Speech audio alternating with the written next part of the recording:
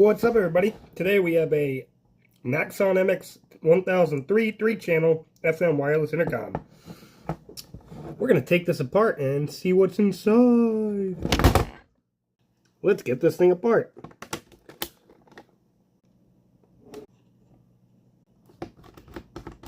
Alright, 4 screws out. Let's take off the bottom. Now that's old school. I bet you there's some parts we can use in here, though. Let's take this board out.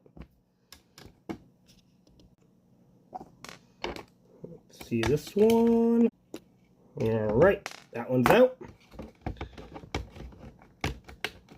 What's holding it in there now? The pesky buttons and this little daughter board. Let's get that out. Another daughter board under here and a transformer. Let's get them out. Moment of truth!